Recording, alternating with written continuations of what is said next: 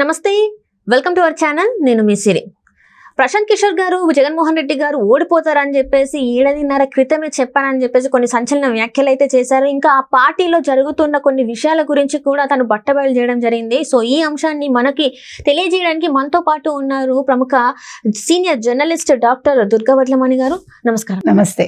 మనం ఇప్పుడు చూస్తున్నట్టయితే నిన్న ప్రశాంత్ కిషోర్ గారు కొన్ని సంచలన వ్యాఖ్యలు, అంటే ఎప్పుడు లేని విధంగా కొన్ని వ్యాఖ్యలు అయితే చేయడం జరిగింది. ఒక టీవీ ఇంటర్వ్యూలో ఏంటంటే జగన్మోహన్ రెడ్డి గారికి ఒక 7.5 క్రితమే తను ఓడిపోతాడని చెప్పడం జరిగితే అప్పుడు నేను ఓడిపోయేది లేదు అని చెప్పేసి జగన్మోహన్ రెడ్డి గారు తనతో వాపోయారని కూడా అది కూడా చెప్పారు. అండ్ ఇంకా ఆ ఓడిపోవడానికి కారణం ఎవరెవరో కూడా ఈ ఇంటర్వ్యూలో చెప్పినట్టు మనకి అంటే చూసాము.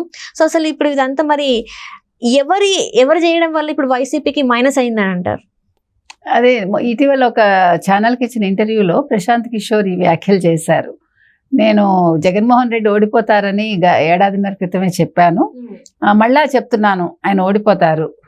దానికి రీజన్ ఏంటంటే ఆయన అనుకుంటున్నాడు ఆయన చేస్తున్న పథకాలు ఆయన గెలిపిస్తాయని, కానీ ఖచ్చితంగా గెలిపించవు అనేది ఆయన చెప్పిన మాట అన్నమాట.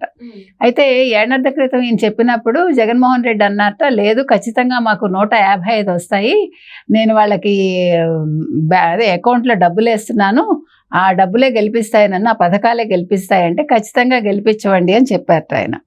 ఆయన అనేది ఏంటంటే జగన్మోహన్ రెడ్డి భ్రమల్లో ఉన్నారు, ఆయన డెఫినెట్గా నెగ్గరు. ఎందుకంటే ఆయనకి అసలు నిజంగా చెప్పాలంటే ఆయన ఏం చేస్తున్నాడు, ఏమీ చేయలేదు కదా. ఇప్పుడు పథకాలు అనేవి కొంతవరకే రక్షిస్తాయి ఒక మనిషిని, అభివృద్ధి కావాలి, అదేం చేయలేదు ఆయన. ప్రశాంత్ కిషోర్ చెప్పింది అదే, నేనేదో డబ్బులు తీసుకుని చేస్తాను అంటారు. నేను ఇప్పుడు డిఎంకేకి చేశాడు ఆయన తమిళనాడు, బెంగాల్ మమతాకి చేశారు, తర్వాత మానేశాడు ఆయన, ఐపాక్కి పనిచేయట్లా. ఆయన పనిచేయకుండా ఆయన వేరే పనిలో ఉన్నారు ఆయన. అయితే ఈ ఛానల్కి ఇచ్చిన ఇంటర్వ్యూలో ఆయన ఏమంటారంటే, నేను డబ్బులు తీసుకుని చేశానంటున్నారు, మరి చాలామంది డబ్బులు తీసుకుని చేస్తున్నారు కదా, మరి విజయమ్మ గారు నెగిటివ్గా మాట్లాడారు జగన్మోహన్ రెడ్డికి, షర్మిలకు ఓటేయమని చెప్పారు, మరి ఆవిడ డబ్బులు తీసుకున్నట్ట, తప్పు అది, అన్నిసార్లు అలా ఉండదు, నేను ప్యాకేజ్ తీసుకుని చేస్తుంటే చేసి ఉండొచ్చు, కానీ ఇప్పుడు నేను ఎవరికి చేయట్లేదు అంటాడు ఆయన. అది అంటే ఇక్కడ కొంతమంది కీలక నేతల పేర్లు కూడా చెప్పడం జరిగింది.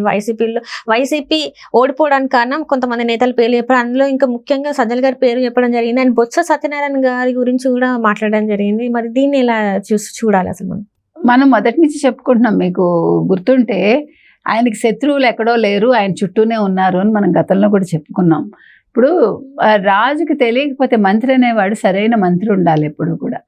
అందుకనే మంత్రులు సరిగా లేకపోతే మీకు ఇటువంటి పరిస్థితి వస్తుంది. ఇప్పుడు ఆయన సజ్జలను నమ్ముకున్నాడు, సలహాదారుగా పెట్టుకున్నాడు, కానీ ఆయన సలహాదారు కాదు యాక్చువల్లీ స్పీకింగ్. అసలు జగన్మోహన్ రెడ్డిని మించిన మనిషి అక్కడ వైసీపీలో.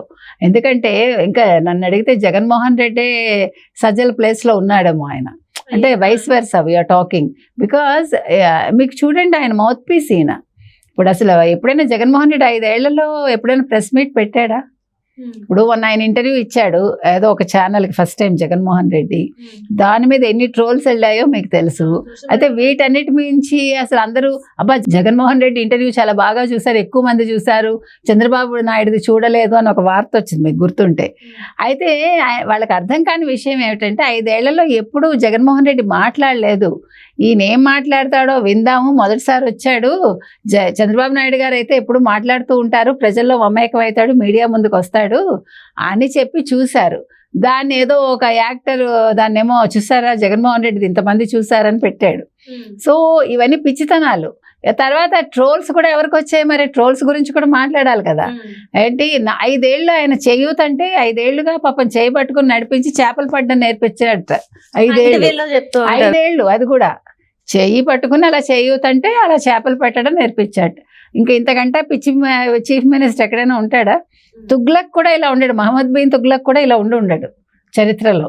మహమ్మద్ బిన్ తుగ్లక్ గురించి ఇప్పటికీ చెప్పుకుంటాం కదా మనం, ఆయన కూడా ఉండడు ఇట్లాగా. అంటే మనుషులు ఏం మాట్లాడుతున్నారో ఏం చేస్తున్నారో తెలియదు. కళ్ళకి కట్టినట్టు అన్నీ కనిపిస్తున్నా చుట్టూ ఉండేవాళ్ళు వాళ్ళని భ్రమల్లో పెడతారు. ఆ భ్రమల్లో పెట్టే వాళ్ళలో నెంబర్ 1 సజ్జల. సజ్జల కొడుకు సోషల్ మీడియా, సజ్జల కొడుకు ఏం చేశాడో చూసాం కదా మనం.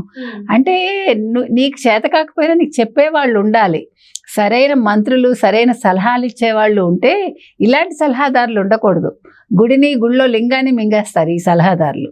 అది కాదు కావాల్సింది. రాష్ట్రాభివృద్ధి ఏ రకంగా చేయాలి, నిజంగా అసలు జగన్మోహన్ రెడ్డి లాంటి వాళ్ళు ఒక ఛాన్స్ అని వచ్చినప్పుడు, ప్రజలు ఇచ్చినప్పుడు, నేను 30 వరకు ఉంటాను, 30 ఏళ్ళు ఉంటాను ఇన్ని చెప్పాడు కదా.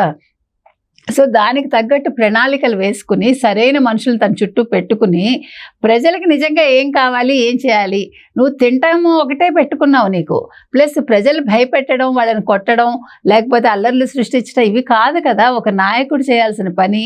రాష్ట్రాన్ని ఎక్కడ పెట్టుంచాలి నువ్వు అసలు అభివృద్ధిలో? అసలు అభివృద్ధి అంటే పోర్టులు అంటాడు.